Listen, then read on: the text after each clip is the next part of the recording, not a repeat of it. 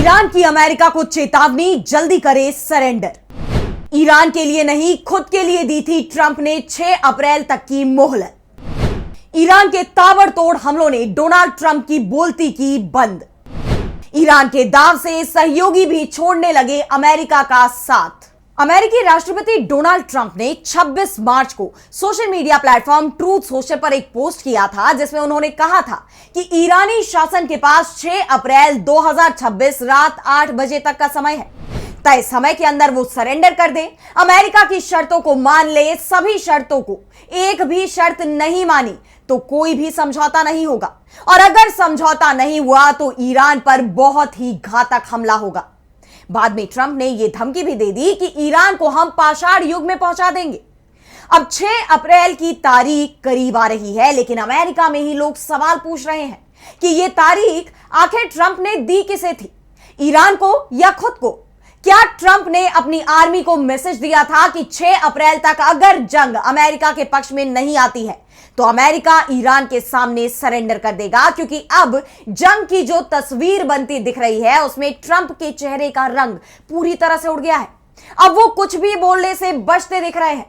अब तक पूरी दुनिया का मजाक उड़ा रहे ट्रंप का मजाक अब अमेरिका में उड़ रहा है, और ट्रंप अब मीडिया के सवालों से बचते दिख रहे हैं।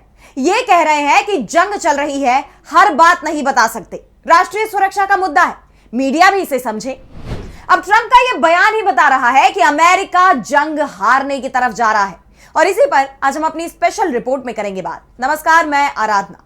तो शुरू करते हैं हमारी खास रिपोर्ट और बात करते हैं कि कैसे ईरान जंग में बाजी पलटती हुई नजर आ रही है।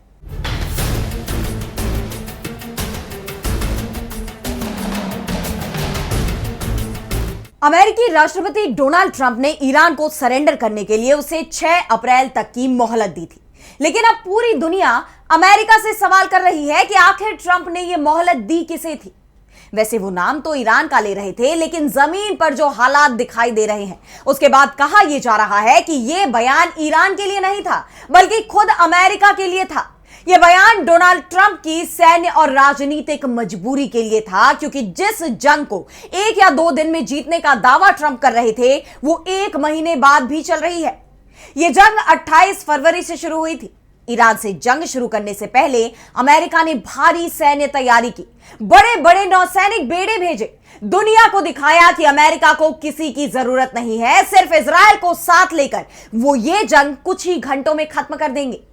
नेटो से तो ट्रंप ने चर्चा की जरूरत तक नहीं समझी, लेकिन हॉर्मुज स्ट्रेट में ईरान की पकड़ इतनी मजबूत साबित हुई कि ट्रंप की सारी रणनीति धरी की धरी रह गई।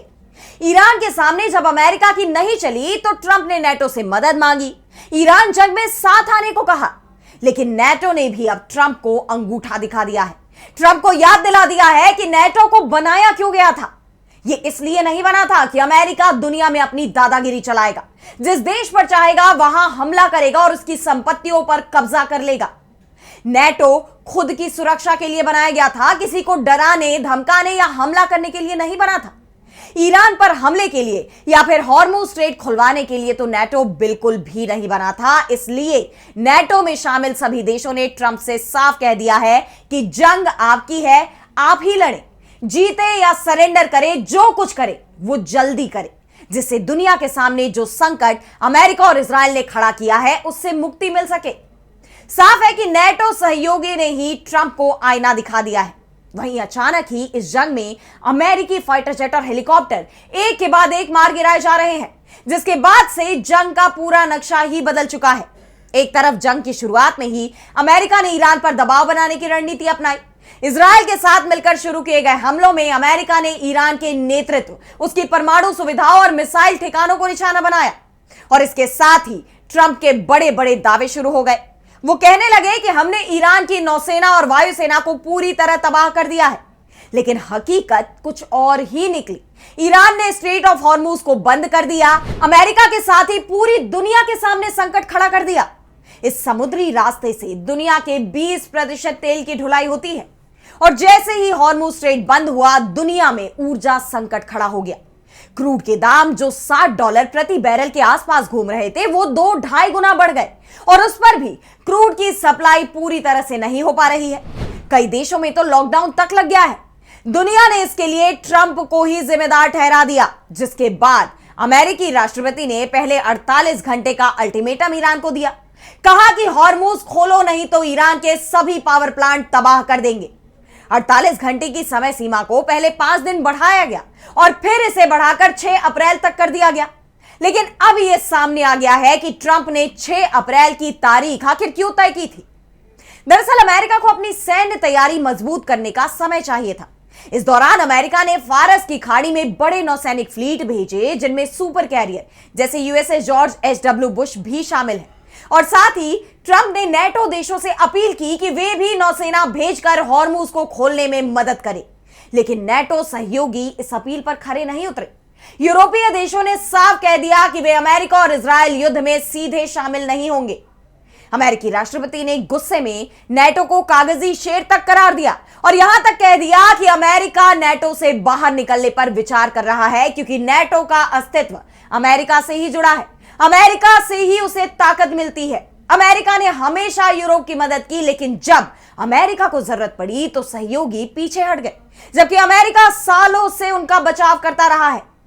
नेटो महासचिव मार्क रुटे ने कुछ समर्थन जरूर जताया, लेकिन ज्यादातर यूरोपीय नेता ट्रंप की मांगों से दूर ही रहे।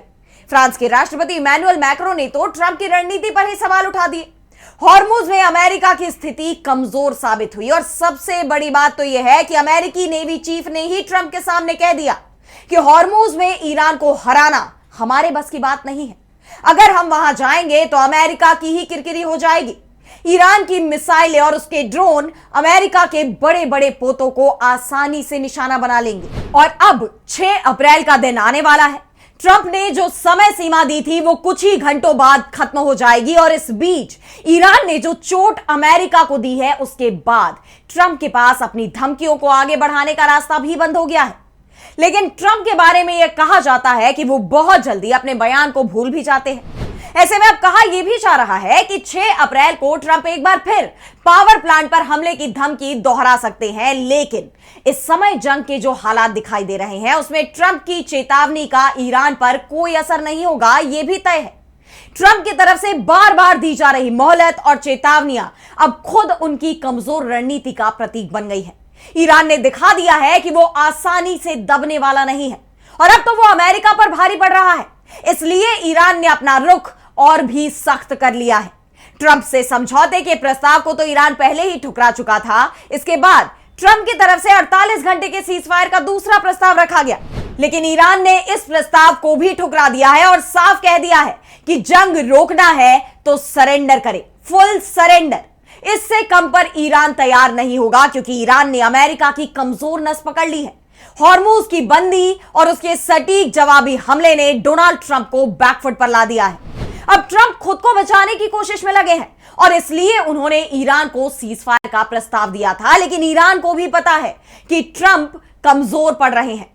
अगर उनसे अभी बातचीत की जाएगी, उनके सीजफायर के प्रस्ताव को मान लिया जाएगा, तो ट्रंप इसे अपनी जीत के रूप में पेश कर देंगे और ईरान ट्रंप को सबक सिखाना चाहता है। इसीलिए उसने कोई भी युद्ध विराम का प्रस्ताव मंजूर नहीं किया है। ऐसे में अब देखना होगा कि अमेरिका आगे क्या रणनीति अपनाता है। लेकिन फिलहाल आज स्पेशल रिपोर्ट में इतना ही। कैसी लगी आपको रिपोर्ट, हमें कमेंट सेक्शन बताइए और अगर आपको रिपोर्ट पसंद आई तो वीडियो को लाइक करना ना भूलें और चैनल को सब्सक्राइब कर ले। इसी के साथ मुझे दीजिए इजाजत और देश दुनिया की तमाम बड़ी खबरों के लिए आप देखते रहिए डीबी लाइव। नमस्कार।